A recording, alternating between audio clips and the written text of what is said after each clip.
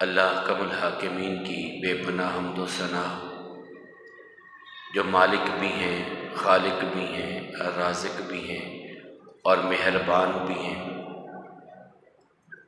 لاکھوں کروڑوں درود و سلام اس پاک، طاہر اور مطہر ہستی پر کہ جس نے انسانوں کو انسانوں کی غلامی سے نکال کر اپنے رب کی بندگی میں کھڑے ہونے کا طریقہ بتایا۔ رحمت، مغفرت اور بلندی درجات کی دعا صحابہ کرام، تابعین عظام، ائمہ مجتہدین اور تمام مرحومین مسلمین کے لیے، پوری انسانیت کے لیے امن، ایمان اور ہدایت کی دعا کے بعد اللہ کم الحاکمین سے اس دعا سے اپنی بات کا آغاز کرتے ہیں۔ اے مالک، زندگی کی آخری سانس تک ہم سب کو سجدوں کی توفیق عطا فرمانا۔ یہ زندگی جو ہم سب گزار رہے ہیں، یہ بہت قیمتی زندگی ہے، کیونکہ اس زندگی کے نتائج بڑے خوبصورت، آنکھوں کو ٹھنڈا کرنے والے، انسان کی ساری تھکاوٹوں کو دور کرنے والے، یا اللہ نہ کرے انسان کو عبدالآباد کے لیے عذاب میں دھکیل دینے والے ہیں۔ زندگی مختصر ہے لیکن نتیجہ اس کا بہت بڑا ہے اور مستقل ہے، اور ہمارا عقیدہ ہے کہ جو ایک بار دنیا میں آتا ہے وہ دوبارہ نہیں آتا۔ یہ ہندوؤں کا ہوگا، کسی اور کا عقیدہ اور نظریہ ہوگا کہ انسان 7 جنم لیتا ہے۔ اسلام کا، قرآن کا نظریہ یہ ہے کہ انسان ایک بار ہی دنیا میں آتا ہے اور پھر جب چلا جاتا ہے واپس پلٹ کے نہیں آتا۔ یہ اللہ کی طرف سے عطا کیا ہوا سچا، کھرا اور بہترین نظریہ ہے۔ جو ایک بار آئے تو اللہ تعالیٰ نے فرمایا منہا خلقناکم، اس مٹی سے ہم نے تم کو پیدا کیا ہے، وفیہا نعیدکم، اس میں دوبارہ ہم تمہیں لے جائیں گے، ومنہا نخرجکم تارۃ اخری، اور اس مٹی سے ہم تمہیں دوبارہ زندہ کر کے اپنے سامنے کھڑا کریں گے۔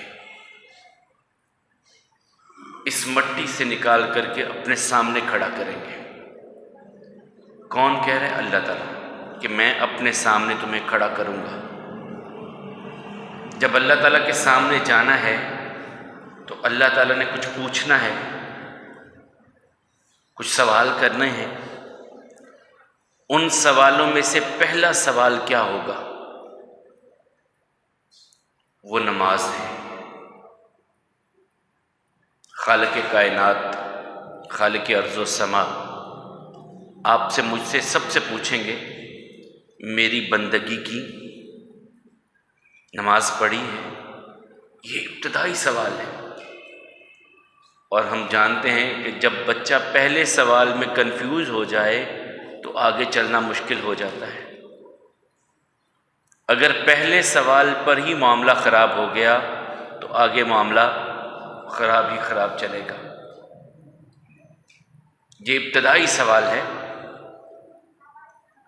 جس کے بارے میں ہم شاید اتنے فکر مند نہیں ہیں، اور خاص طور پہ میں تو اپنے اس علاقے کی بات کروں گا۔ ہم اپنی اولادوں کے حوالے سے اور اپنے حوالے سے، اپنے گھر والوں کے حوالے سے نماز کے بارے میں اس طرح فکر مند نہیں ہیں جس طرح ہم سب کو فکر مند ہونا چاہیے۔ پڑھ لی نہیں پڑھی تو کوئی بات نہیں، پھر کیا ہوا؟ نہیں پڑھی گئی تو کون سا پہاڑ ٹوٹ پڑے گا ہم پر؟ بچوں نے پڑھی نہیں پڑھی کوئی بات نہیں، اچھا پھر پڑھ لینا ہے، کوئی بات نہیں، پڑھ لے گا، چھوٹا ہے، بچہ ہے۔ اور جب وہ بچہ بڑا ہوتا ہے تو وہ کہیں اور ہوتا ہے، مسجد میں نہیں ہوتا، کہیں اور تو ہوتا ہے، مسجد میں نہیں ہوتا۔ اور یہ حقیقت ہے کہ ہم اس معاملے میں اتنے سستی کا شکار ہیں، اتنے سستی کا شکار ہیں کہ ہمیں احساس نہیں ہے کہ کس نے ہم کو بلایا ہے، کس کی طرف سے آواز دی گئی ہے کہ آؤ میرے پاس۔ ایک چھوٹا سا دنیا کا حکمران، چھوٹا سا دنیا کا لیڈر، جس کے پاس کوئی بڑے اختیارات نہیں ہیں، وہ آپ کو فون کر دے کہ جناب آئیں میرے پاس چائے پینے کے لیے، کاروبار بھول جاتا ہے بندے کو، اس وقت مصروفیات بھول جاتی ہیں کہ یار میری دکانداری ہے، گاہک کا وقت ہے، کہتے نہیں یار بلایا ہے، 2 دن 3 دن سے پہلے تیاری شروع کر دیتا ہے۔ کپڑے کیسے پہنوں، خوشبو کون سی لگاؤں، جوتا کیسا ہو، شیو کرتا ہے تو شیو بنوائے گا، بالوں کو رنگ کرے گا کہ ایم پی اے صاحب نے مجھے چائے پہ بلایا ہے، ٹیپ ٹاپ پوری کرے گا اپنی، جوتے سے لے کر کے سر کے بالوں تک اپنا پورا جائزہ لے گا۔ ایک چائے کی پیالی ایک ایم پی اے ایک ایم این اے کے پاس پینے کے لیے جانا ہے، ایک ڈی سی ڈی پی او کے پاس چائے کی ایک پیالی کے لیے جانا ہے، یہاں سے لے کے وہاں تک سارا جائزہ لے گا اپنا، پھر اسے کوئی مصروفیت جو ہے وہ روک نہیں پائے گی کہ میں نے وہاں پہنچنا ہے، اور وقت سے پہلے پہنچے گا۔ اور جو پوری کائنات کا مالک ہے، پوری کائنات کا مالک، جس کی مثل و مثال ہی نہیں ہے،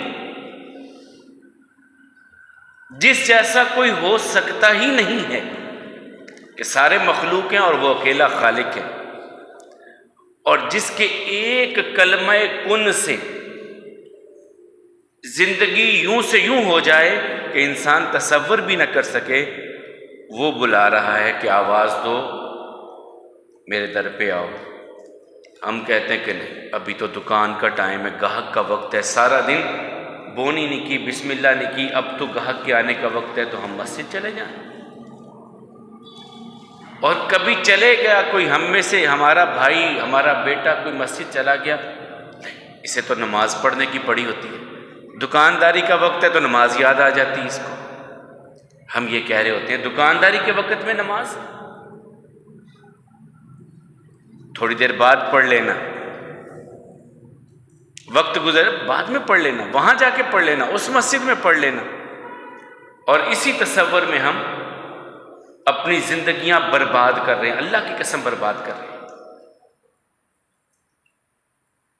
زندگیاں ضائع کر رہے ہیں، ہم اپنے دن اپنی راتیں ضائع کر رہے ہیں۔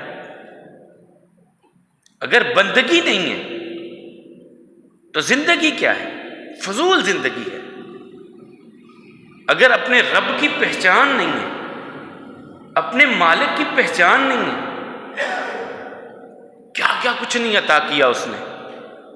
کبھی اکیلے میں بیٹھ کر کے، تنہائی میں بیٹھ کر کے سوچئے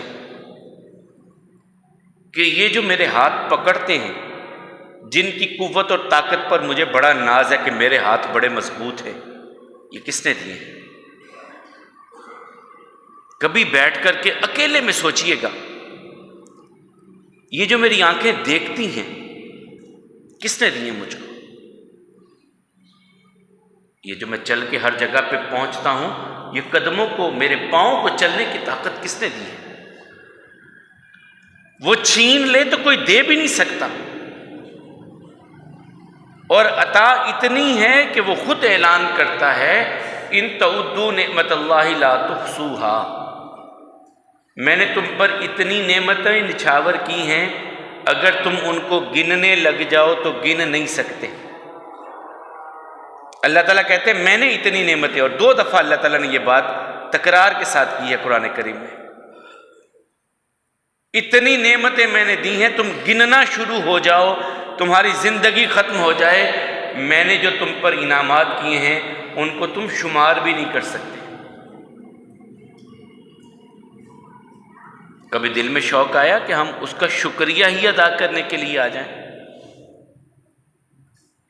جس نے اتنا کچھ دیا ہے اس کے سامنے آ کر کے بیٹھ ہی جائیں،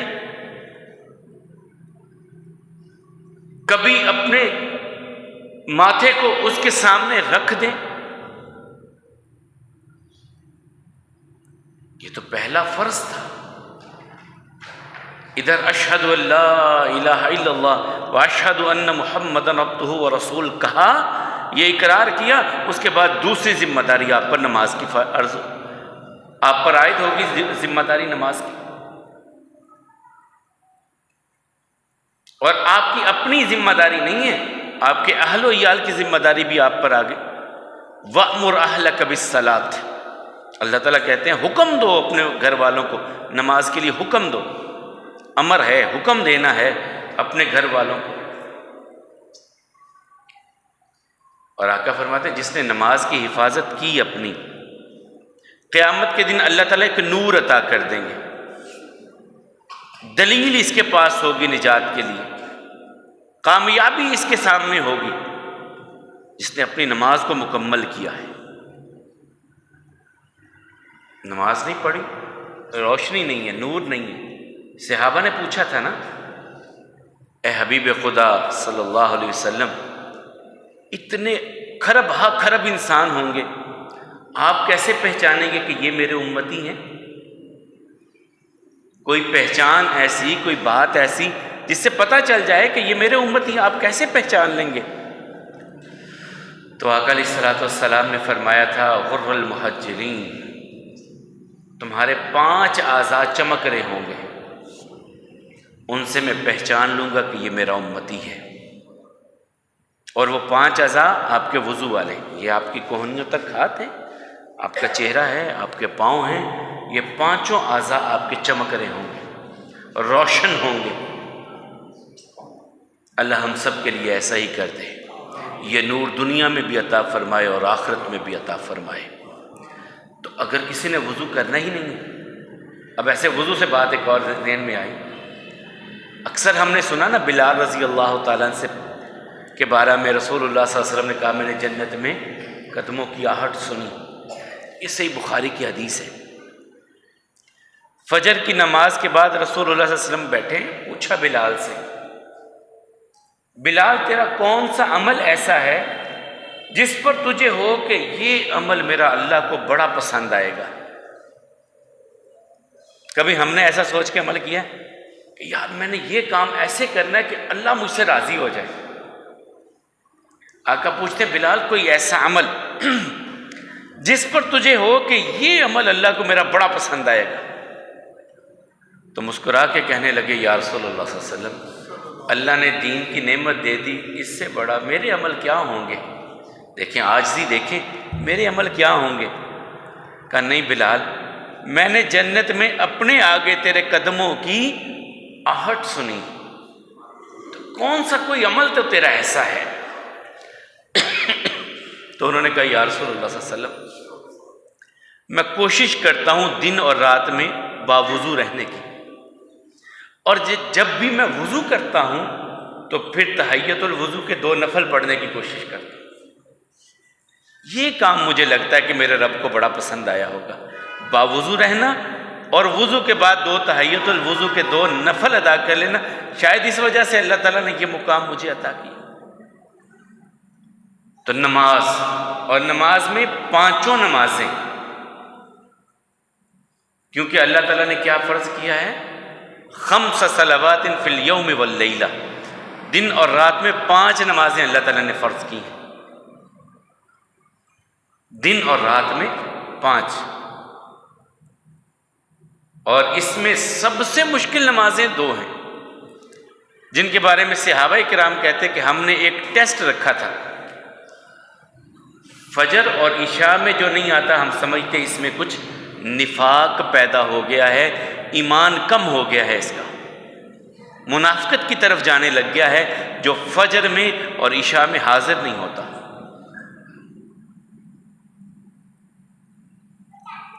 اور پھر عصر کی نماز، جس کے بارے میں رسول اللہ صلی اللہ علیہ وسلم فرماتے ہیں جس کی عصر کی نماز ضائع ہو گئی، سارا کاروبار چلا جائے، بیوی بچے چلے جائیں، سب کچھ چلا جائے، کتنا نقصان ہے انسان کا، خالی ہو گیا، کچھ بھی نہیں پاس رہا۔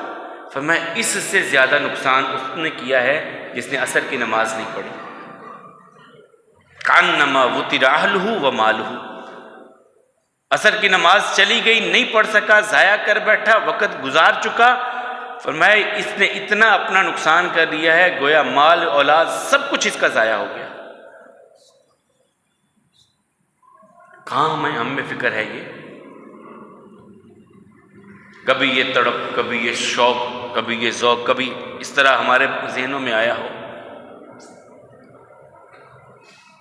اللہ کے رسول صلی اللہ علیہ وسلم پریشان ہو جاتے، کبھی کسی معاملے میں ڈپریشن میں پریشان ہوتے تو فوراً کہتے اقیمنا الصلاۃ یا بلال ارحنا بہا، بلال نماز کا انتظام کر مجھے سکون ملے، نماز کا انتظام کر مجھے سکون ملے، یہ رسول اللہ صلی اللہ علیہ وسلم کہتے ہیں۔ اور میں نے آپ کو پہلے بھی بات ہوئی کہ غزوات سے واپس آتے ہوئے، غزوے میں لڑتے ہوئے، کافروں کے سامنے تیر بھی چل رہے ہیں، تلواریں نکلی ہوئی ہیں، خون بہہ رہے ہیں، جسموں پہ زخم لگے ہوئے ہیں، اس حالت میں بھی اللہ تعالیٰ کہتے ہیں نماز نہیں چھوڑنی، اور پورا طریقہ بتا دیا اے پیارے نبی صلی اللہ علیہ وسلم، جب آپ ان میں موجود ہیں پھر آپ ان میں جماعت کے ساتھ نماز پڑھیں۔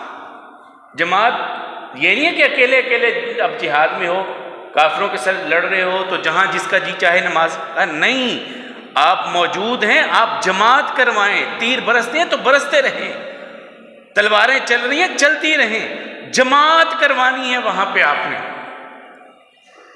ہاں ایسا کر لیں، دو صفیں بنا لیں، ایک کافروں کے سامنے کھڑی رہے، ایک آپ کے ساتھ پیچھے آ کے کھڑی ہو جائے، آپ ایک رکعت پڑھا کر کے بیٹھ جائیں، وہ اپنی ایک رکعت پڑھ کے سلام پھیر کے چلے جائیں کافروں کے مقابلے میں، اور دوسرے جو کافروں کے مقابلے میں وہ آپ کے پاس پیچھے آ جائیں، آپ انہیں بھی ایک رکعت ادا کر دیں، آپ کی 2 ہو جائیں گی، ان کی 1 ہوگی، وہ کھڑے ہو کر کے ایک رکعت اور ادا کر لیں گے، 2 رکعت ادا کر لیں گے، ان کا بھی فرض ادا ہو گیا، آپ کا بھی ہو گیا، آپ کے ساتھ جماعت کے ساتھ انہوں نے نماز بھی پڑھ لی، لیکن نماز چھوڑنی نہیں ہے۔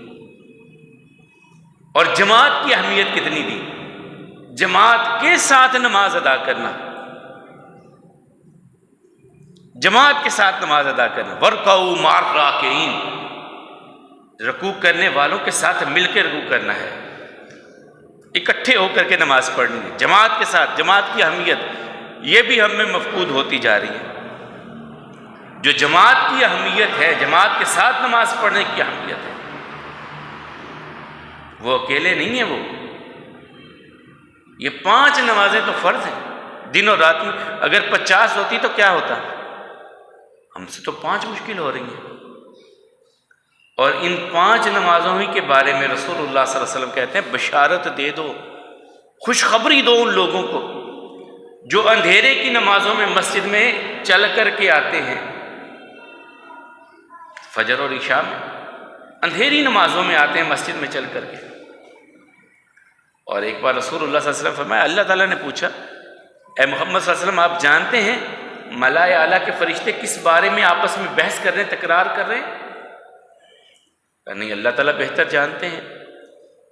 تو رسول اللہ صلی اللہ علیہ وسلم نے فرمایا پھر میرے لیے معاملات کو کھولا گیا، تو فرشتے آپس میں اس بندے کے اجر کے حوالے سے گفتگو کر رہے تھے جو نہ چاہتے ہوئے بھی مکمل وضو کرتا ہے۔ آج کل وضو کرنا یہ سمجھتے ہیں نا، فرشتے اس بارے میں آپس میں گفتگو کر رہے ہیں کہ اس بندے کا اجر کتنا بڑا ہے جو اس ٹھنڈ میں بھی اس طرح مکمل وضو کرتا ہے اور نماز کے لیے کھڑا ہوتا ہے، نماز کے لیے کھڑا ہوتا ہے۔ اب تو سہولتیں کتنی ہیں ہمیں، کبھی یہ کچے فرش پہ پڑھنی پڑ جائے، ٹھنڈ بھی ہو اور اس وقت قالین بچھے ہوئے ہیں، مسجدیں بند ہیں، سکون ہے، اطمینان ہے، خوشبو ہے، لیکن ہم نمازی نہیں ہیں۔ خوبصورت بات کسی نے کی تو مسجدیں کچی تھیں، نمازی پکے تھے، اب مسجدیں پکی ہوگی، نمازی کچے ہو گئے۔ اور ہمیں فکر بھی نہیں ہے. یہ ایک ہوتا ہے نا کہ بندے کو فکر ہو کہ یار غزوہ خندق کی بات ہم کر رہے تھے کہ کتنا شدید ترین معاملہ تھا.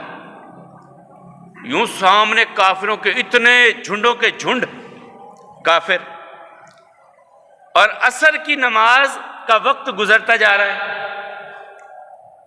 عمر رضی اللہ تعالیٰ نے یا رسول اللہ صلی اللہ علیہ وسلم اللہ انہیں غارت کرے، میری عصر کی نماز رہ گئی، میری عصر کی نماز رہ گئی. کہا میں بھی نہیں پڑھ سکا. اس وقت نماز پڑھ رہے ہیں. کہیں کسی سفر پہ جاتے تو رات کو ڈیوٹی لگاتے، جگاؤ بھائی ہمیں جگانا ہے، فجر کی نماز رہ نہ جائے ہماری. آپ نے مشہور واقعہ سنا نہیں؟ کہا تھکے ہوئے تھے، سارا دن سفر کرتے کرتے کرتے تھک گئے. رسول اللہ صلی اللہ علیہ وسلم کہا رک جاؤ بھائی، سامان اتارو، خیمے لگاؤ، آرام کرو. بلال کو آواز دی، بلال جی یا رسول اللہ صلی اللہ علیہ وسلم تم نے پہرا دینا ہے اور فجر کے لیے سب کو جگانا ہے. جی یا رسول اللہ صلی اللہ علیہ وسلم. بلال کہتے ہیں تھکا میں بھی تھا، پہلے چکر لگائے، 2-4 چکر، سارے لوگوں کو دیکھا، لوگ آرام کرنے لگے، سو گئے. میں واپس آیا، میں نے اونٹ کے اوپر جو رکھا ہوتا ہے نا کچاوا لکڑی کا جس کے اوپر بیٹھتے ہیں، وہ میں نے ایسے رکھا، اس کے ساتھ ٹیک لگا کے اس طرف بیٹھ گیا کہ ادھر سے صبح صادق جب نمودار ہوگی، فجر کا وقت ہوگا، روشنی نکلے گی، میں جاگ جاؤں گا، سب کو جگا دوں گا. تھکاوٹ سے اتنی نیند گہری آئی کہ صبح سورج نکل آیا اور سب سے پہلے جاگے رسول اللہ صلی اللہ علیہ وسلم خود. اور پھر آواز دی اینا بلال، بلال کدھر ہے؟ بلال کو ہلایا، اٹھا، دیکھا سورج نکلا. کیا بن گیا؟ جی یا رسول اللہ صلی اللہ علیہ وسلم جگایا نہیں ہمیں فجر کے لیے. یا رسول اللہ صلی اللہ علیہ وسلم جس رب نے آپ کو سلایا اسی نے مجھے بھی نیند عطا کر دی، میں بھی نیند میں چلا گیا، نہیں جاگ سکا. اب یہ نہیں کیا اچھا چل کل فجر پڑھ لیں گے، آج رہ گئی تو. کہا نہیں، آج کی آج ادا کرنی ہے، آج کی نماز آج ادا کرنی ہے، کل نہیں. یہ نہیں کہا کہ ہم تو جہاد پہ نکلے ہیں، اللہ کے لیے نکلے ہیں، نہیں، یہ بھی نہیں کیا. کہا اسی وقت. اور پھر ابھی میں کل یا پرسوں حدیث مبارکہ سنا رہا تھا اپنے ساتھیوں کو کہ 2 نمازیں ہیں جن میں فرشتوں کی ڈیوٹیاں بدلتی ہیں، جو میرے اور آپ کے اعمال لکھ رہے ہیں. 2 نمازوں میں ڈیوٹیاں، فرشتوں کی ڈیوٹیاں بھی نمازوں کی ترتیب سے ہیں، ہماری ترتیب سے نہیں ہیں. آقا علیہ الصلوۃ والسلام فرماتے ہیں ینزلان ملائکۃ اللیل ویصعدان ملائکۃ النہار فی صلاۃ العصر وفی صلاۃ الفجر. دن اور رات کے فرشتوں کی ڈیوٹیاں، رات کے فرشتے ڈیوٹی کر کے فجر میں واپس چلے جاتے ہیں اور دن کے فرشتے آ جاتے ہیں. اور عصر کی نماز میں دن والے فرشتے اوپر اور رات والے اپنی ڈیوٹی پہ حاضر ہو جاتے ہیں. اللہ تعالیٰ کے پاس جاتے ہیں، اللہ تعالیٰ انہیں بلاتے ہیں، پوچھتے ہیں کیف ترکتم عبادی، تم زمین پر گئے تھے میرے بندوں کے پاس، کس حال میں میرے بندے ہیں، کیا کر رہے تھے میرے بندے؟ تو فرشتے جواب دیتے ہیں آتیناہم وہم یصلون، یا اللہ جب ہم فجر میں گئے تھے نا وہ نماز پڑھ رہے تھے. وآتیناہم وہم یصلون، ہم عصر میں واپس آسمانوں کی طرف آئے ہیں تو وہ عصر کی نماز پڑھ رہے تھے. دوسرے کہیں گے یا اللہ جب ہم گئے تھے عصر پڑھ رہے تھے، جب صبح آئے ہیں تو وہ فجر پڑھ رہے تھے. ساتھ ہی فرشتے اللہ تعالیٰ سے دعا کریں گے فاغفر لہم لیوم الدین، یا اللہ ان بندوں کو قیامت کے دن معاف کر دینا. یہ نمازیوں کے لیے فرشتے دعا کریں گے یا اللہ جن کے پاس ہم گئے تھے نمازی بندے جو، یا اللہ قیامت کے دن ان کو معاف کر دینا، ان کی بخشش کر دینا. اب چاہتے ہیں کہ ہمارے لیے فرشتے دعا کریں. وہ جو میں نے آغاز میں کہا تھا کہ دنیا دار، اور وہاں پر ہم پہلے جا کے بیٹھتے ہیں، کبھی مسجد میں بھی پہلے آ کے بیٹھنے کی کوشش کریں. اس کی کتنے بڑے اجر ہیں. رسول اللہ صلی اللہ علیہ وسلم فرماتے ہیں احدکم ما قعد ينتظر الصلاة في الصلاة ما لم يحدث ولا يؤذي. ایک بندہ مسجد میں آ گیا، نماز کا انتظار کر رہا ہے، نماز سے پہلے آ گیا اور انتظار کر رہا ہے نماز کے وقت کا۔ اس انتظار میں جتنا وقت یہ گزارے گا، مثلا 3 بجے 3:30 ہونی ہے عصر کی نماز، آپ 3 بجے آ گئے مسجد میں، اب 3 سے لے کے 3:30 تک یہ جو آدھا گھنٹہ ہے آپ بیٹھے ہیں اور باوضو بیٹھے ہیں، آدھا گھنٹہ آپ کے لیے فرشتے دعائیں کر رہے ہیں، آپ بیٹھے ہیں، آپ کچھ نہیں کر رہے، صرف انتظار کر رہے ہیں کہ نماز کا وقت ہو جائے، میں نماز پڑھ کے گھر جاؤں، آپ بیٹھے ہوئے ہیں اور باوضو ہیں، فرشتے اللہ تعالیٰ سے آپ کے لیے دعا کر رہے ہیں، یا اللہ یہ جو بندہ نماز کا انتظار کر رہا ہے، یا اللہ اسے معاف کر دے، اس کی غلطیوں کو، خطاؤں کو، گناہوں کو یا اللہ معاف کر دے، اللہم اغفر لہ ورحمہ، اور یا اللہ یہ تیری رحمت کا طلبگار ہے، اپنی رحمت اس بندے پر نازل کر دے۔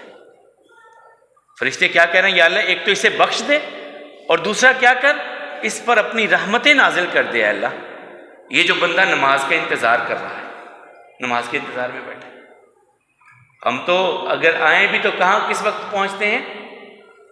جب ایک آدھ رکعت گزر جائے تو پھر آج چلتے ہیں، اور چلتے چلتے میں ہی ہم وقت ضائع کر دیتے ہیں۔ تو اللہ کے حبیب علیہ السلام نے دوسری یہاں پر ایک اور خوشخبری دی، جب تم مسجد میں آ گئے، اذان ہو گئی ہے، نماز ہونے والی ہے، یہ درمیان میں جو 10-15 منٹ کا گیپ ہے، وقت ہے، وقفہ ہے، اس میں تم جو بھی دعا اللہ تعالیٰ سے کرو گے، اللہ تعالیٰ تمہاری دعا کو قبول کر لے گا۔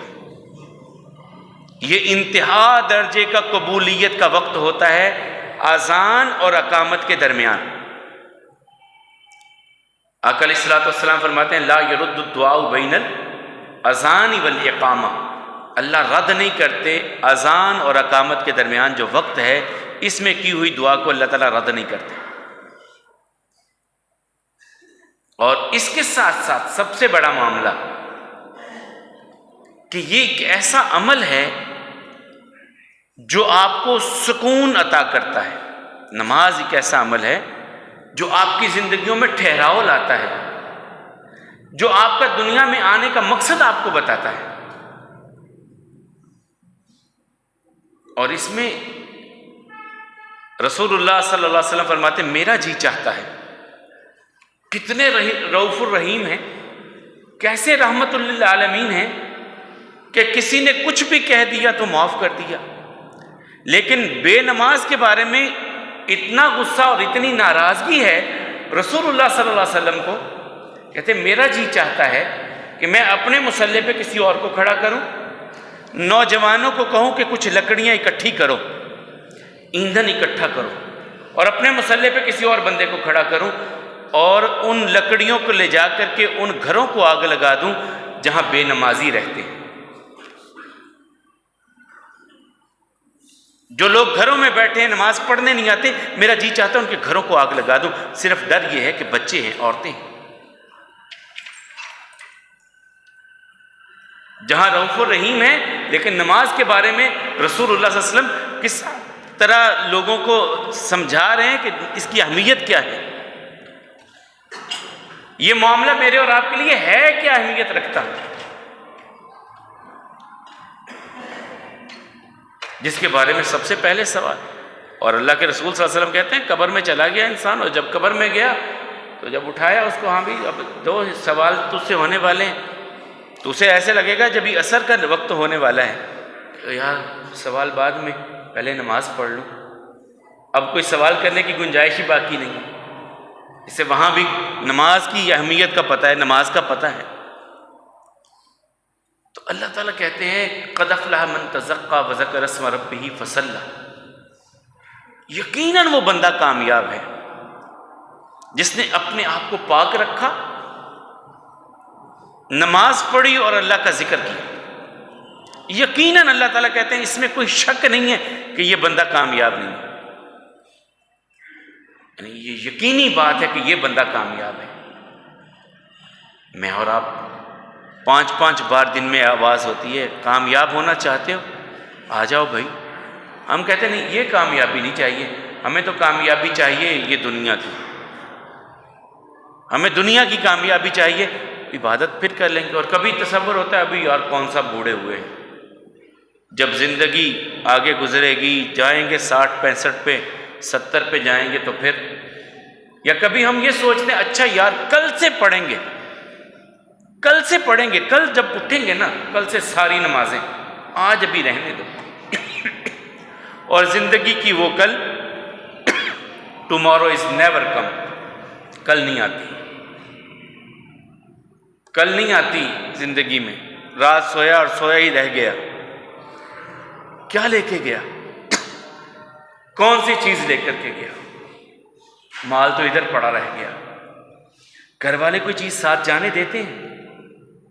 بڑی مہنگی گھڑیوں کا استعمال، بڑی مہنگی اتار کر کے رکھ لیتے ہیں، لباس بھی اتر جاتا ہے، آپ کے مہنگے ترین جوتوں کی کلیکشن گھر میں پڑی ہوتی ہے، آپ کے موبائل آپ کے گھر میں پڑے ہوتے ہیں، آپ کی بہت ساری چیزیں جنہیں آپ محنت کر کے اکٹھا کرتے ہیں وہ سب ادھر پڑی رہ جاتی ہیں، دوسرے استعمال کر رہے ہوتے ہیں، اور آپ جہاں جا رہے ہوتے ہیں وہاں یہ چیزیں آپ کے کام آنے والی نہیں ہوتی، وہاں جو کام آنے والی چیز ہوتی ہے وہ آپ کے پاس ہوتی نہیں۔ اور ایسا ہی معاملہ جس طرح میں نے آغاز میں کہا تھا، ہم اپنی اولادوں کے بارے میں بھی کر رہے ہیں، انہیں اس طرح نمازی نہیں بنا پا رہے ہیں۔ ہم مسجدوں میں صفیں ایک صف بھی نہیں ہو رہی، کیوں؟ کیا یہاں انسان نہیں بستے؟ کیا وہ جو انسان یہاں بس رہے ہیں، رہ رہے ہیں گھروں میں، ان پر نماز فرض نہیں ہے؟ مسجدوں کا خالی ہونا ہمیں کیا سبق دے رہا ہے؟ جو اللہ کے رسول صلی اللہ علیہ وسلم کہتے ہیں 7 سال کی عمر میں 7 لے کے آیا کرو، اور یہاں بھی ہمارے یہاں ایک عجیب ہو جاتا ہے، 7 سال سے پہلے تو ہم بچوں کو لے کے آتے ہیں مسجد میں، جب وہ شور کرتے ہیں سب کچھ کرتے ہیں وہ اس وقت لے آتے ہیں، اور جب لانے کا وقت ہوتا ہے پھر سکول بھیج دیتے ہیں، پھر مسجد میں لاتے ہی نہیں بچوں کو۔ کبھی میں نے، آپ نے، کسی نے بھی اپنے بچوں سے یہ سوال کیا کہ بچے آج آپ نے دن میں کتنی نمازیں پڑھی؟ کبھی ہم نے اپنے گھر والوں سے پوچھا کہ گھر میں نماز پڑھی؟ پھر یہ کہتے ہیں کہ مولانا برکت ہی نہیں ہے، حالات ہی نہیں درست ہو رہے، معاملات ہی نہیں درست ہو رہے، کیا کریں، زندگی بڑی مشکل میں ہے، تنگی بہت ہے۔ تنگی تو آئے گی، یہ اللہ تعالیٰ کا فیصلہ ہے۔ اللہ تعالیٰ کہتے ہیں وَمَنْ أَعْرَضَ عَنْ ذِكْرِي فَإِنَّ لَهُ مَعِيشَةً ضَنْكَ، تم میرے ذکر سے، میری نماز سے منہ موڑ جاؤ گے، میں تمہاری معیشت کو تنگ کر دوں گا، ٹائٹ ہو جائے گی تمہاری معیشت۔ معیشت تنگ ہو گئی، ہم نے پھر بھی نہیں سوچا کہ کیوں ہو گئی، جس نے یہ معیشت ہماری تنگ کی ہے اس کو راضی کرنے کی کوشش کر لیں۔ تو اللہ تعالیٰ کہتے ہیں من اعرض عن ذکری فإن له معیشۃ ضنکا ونحشرہ یوم القیامۃ اعمی، قیامت کا دن آئے گا تو ہم اسے اندھا اٹھائیں گے، اور یہ اعلان کرے گا، پوچھے گا رب لما حشرتنی اعمی قد كنت بصیرا، یا اللہ تو نے آج مجھے اندھا کیوں اٹھایا، میں تو دیکھنے والا تھا۔ تو اللہ تعالیٰ کہیں گے کذالک آتتک آیاتنا فنسیتها، میرے احکامات تیرے پاس آئے، تو نے میرے احکامات کو بھلا دیا، آج میں نے تجھ کو بھلا دیا۔ یہ وہ سوال ہے، یہ وہ معاملہ ہے جو سب سے پہلے، اور اسے جنت کی تالے کی چابی کہا گیا ہے۔ اور آپ جانتے ہیں، سب باشعور لوگ بیٹھے ہیں کہ جس تالے کی چابی کے دندہ ایک بھی کم ہو جائے تو تالا نہیں کھلتا۔ تالے کی چابی کا ایک دندہ کم پڑ جائے نا تو تالا نہیں کھلتا۔ تو یہ چابی ہے جنت کے تالے کی۔ اب اس کے دندے تو 5 ہیں، اب اس میں سے آپ 3 پڑھ رہے ہیں، 2 پڑھ رہے ہیں، 1 پڑھ رہے ہیں، کبھی کوئی بھی نہیں پڑھ رہے، کبھی 5 پڑھ رہے ہیں، تو یہ تالا کھلنا ممکن ہے؟ یہ اپنے آپ سے سوال کیجئے، اپنے آپ سے پوچھئے، کیا یہ ممکن ہے کہ یہ تالا کھل جائے گا جنت کے دروازے کا؟ بھئی دندے ہی نہیں پورے۔ اور پھر آخر پہ میں صرف ایک بات آپ کے سامنے رکھوں گا، اہل جنت جنت میں چلے جائیں گے اور اہل جہنم جہنم میں ہوں گے۔ پہلے بھی میں نے یہ آیا مبارکہ سورہ مدثر کی ہیں، وہ آپس میں ان کا اللہ تعالیٰ کوئی سلسلہ کوئی ایسا لگے گا کہ وہ آپس میں ان کی گفتگو ہوگی، آپس میں بات چیت ہوگی، جنت والے جہنم والوں سے کچھ پوچھیں گے، پہچانیں گے، دیکھیں گے، جانیں گے یہ ہمارے محلے کے فلاں فلاں فلاں فلاں یہ بھائی، ان سے سوال کریں گے اور ان سے پوچھیں گے ما سلککم فی سقر، اس مشکل میں، اس جہنم میں تمہیں کون سی چیز لے آئی؟ بڑے دانا و بینا تھے، بڑے شعور والے تھے، بصیرت والے تھے، کاروباری لوگ تھے، پڑھے لکھے تھے دنیا کے لحاظ سے، تم جہنم میں کیوں آ گئے؟ وہ سب سے پہلی بات زبان پہ جو لائیں گے وہ ایک ہوگی، وہ کہیں گے لم نکو من المصلین، ہم نماز نہیں پڑھتے تھے۔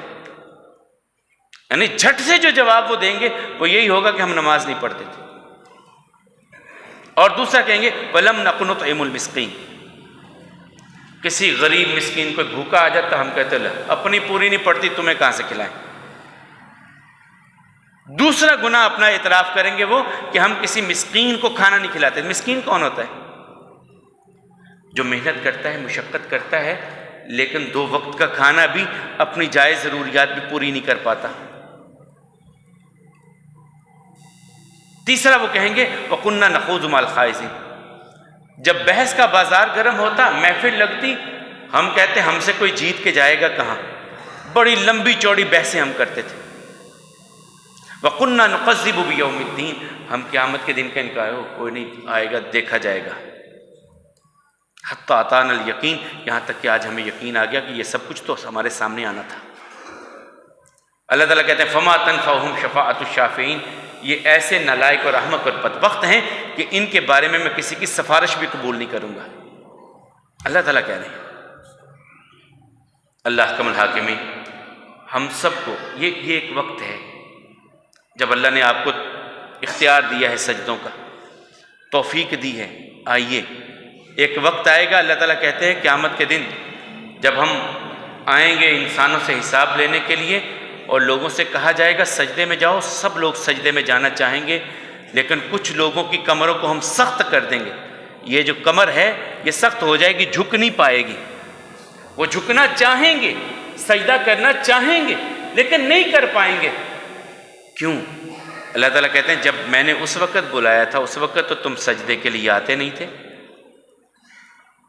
آئیے، یہ قرب اور حضوری کے لمحات ہیں، اور اس تصور سے پڑھیے یار وہ میرا مالک ہے اور وہ مجھ سے اتنا پیار کرتا ہے، اتنا پیار کرتا ہے کہ کائنات میں کوئی اس سے زیادہ مجھ سے پیار کر سکتا ہی نہیں ہے۔ میں نے اس اپنے مالک کے سامنے جانا ہے، میں نے اسے اپنی سنانی ہے، میں نے اس کی بات سننی ہے، میں نے اس کے حکم کو ماننا ہے، کیونکہ وہ مجھ سے پیار کرتا ہے۔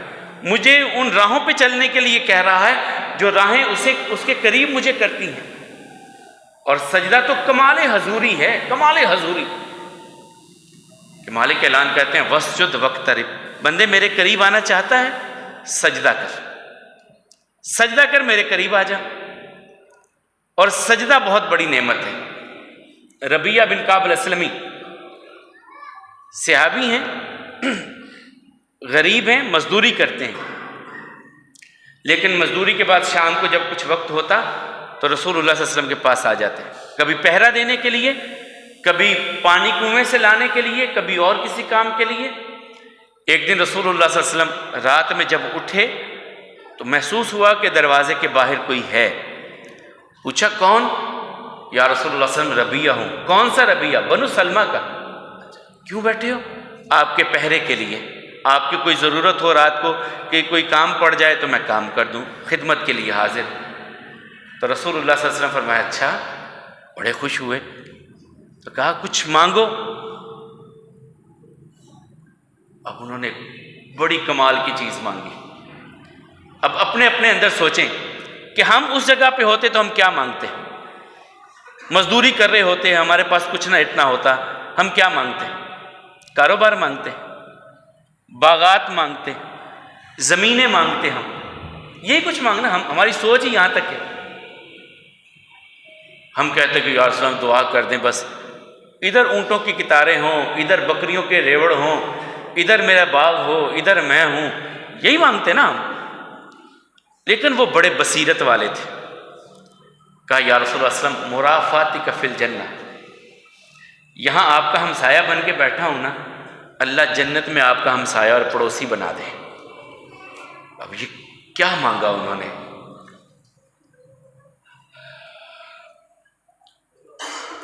آقا علیہ الصلوۃ والسلام نے پوچھا اور اس کے علاوہ نیکسٹ کوئی چیز تم چاہتے ہو؟ کہا اس کے علاوہ بھی یہی خواہش ہے کہ اللہ جنت میں آپ کا ہمسایہ بنا دے بس۔ تو آقا علیہ الصلوۃ والسلام نے فرمایا فانصرنی بکثرۃ السجود، کثرت کے ساتھ نفل پڑھا کر۔ اللہ مجھے بھی توفیق دے، آپ کو بھی توفیق دے، نمازی بنائے، اپنے در پہ جھکنے والا بنائے، کمیوں کوتاہیوں سے درگزر فرمائے، سستیوں کو دور فرمائے، ہماری اولادوں کو نمازی بنائے، ہمارے گھر والوں کو نمازی بنائے، زندگی کی آخری سانسوں تک اپنے در پہ جھکنے کی توفیق عطا فرمائے، بیماروں کو شفا عطا فرمائے، تنگ دستوں کی تنگ دستی کو دور فرمائے، جن کی اولاد ہے ماں باپ کے دست و بازو بنائے، جو اولاد کی نعمت سے محروم ہے اللہ انہیں نیک صالح اولاد عطا فرمائے، جن کے والدین زندہ ہیں خدمت کی توفیق عطا فرمائے، اور جن کے والدین جا چکے اللہ ان کی قبروں کو جنت کا باغیچہ بنائے۔ اقول قولی ھذا والحمد للہ، استغفر اللہ لی ولکم ولسائر المسلمین۔